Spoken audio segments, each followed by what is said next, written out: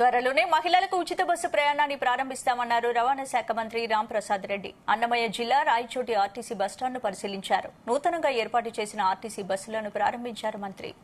YCP ప్రభుత్వంలో RTC ఆస్తులను ఆక్రమించుకుని ఆర్టీసీని నిర్వీర్యం చేశారని ఆరోపించారు. ఎట్టి పరిస్థితుల్లో అన్నమయ్య జిల్లాను మార్చడం జరగదన్నారు. ఊరు సంస్థల పేర్లు మార్చే ప్రభుత్వం తమది కాదన్నారు.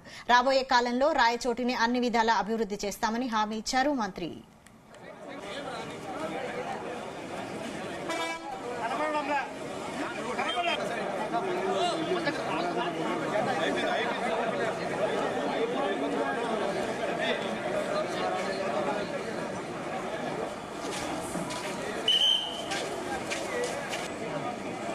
తప్పకుండా రోడ్డు భద్రత పైన అయితేనే ఆర్టీసీ పరంగా సర్వీసుల పరంగా మంచి నిర్ణయాలు తీసుకుంటాం.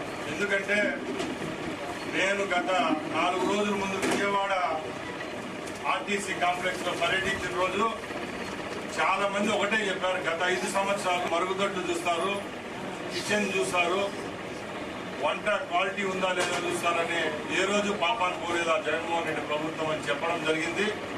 అదే తప్పు మేము చేసేదానికి సిద్ధంగా లేం. మేము ఒకటే చెప్తున్నాం, కార్మికులు అయితేనే, మేమైతేనే, యాజమాన్యం అయితేనే, మేమందరము ఉండేది ఈరోజు ప్రజల కోసమే. ఇదంతా ప్రజల వల్లే మాకు అవకాశాలు వస్తాయి. కాబట్టి తప్పకుండా ఆర్టీసీ అయితేనే, రవాణా సంస్థ అయితేనే ప్రజలకు చేరువుగా పోయే విధంగా, ఫ్రెండ్లీగా తయారు చేసే విధంగా చర్యలు తీసుకుంటాం. దానికి కొంచెం టైం కావాలా. ఎందుకంటే రోడ్డు రవాణా సంస్థలో చాలా కీలకమైనది. ఈరోజు ఎందరో కుటుంబాలు శోక సముద్రంలో ఒక నెలకు మన రాయచోటి నియోజకవర్గ పరిధిలోనే వందలాదిగా యాక్సిడెంట్లు జరుగుతూ ఉన్నాయి. ఇవన్నీ నివారించాలంటే కేవలం అధికారులు అయితేనే, ఇంకా వ్యవస్థలో ఉండే వాళ్ళు చర్యలు తీసుకుంటే సరిపోదు. ఏదో వారోత్సవాలు కండక్ట్ చేయడం, ఉన్ని పైప్ వేసుకొని చెప్పి చేతులు దులుచుకోవడం అవన్నీ వద్దు.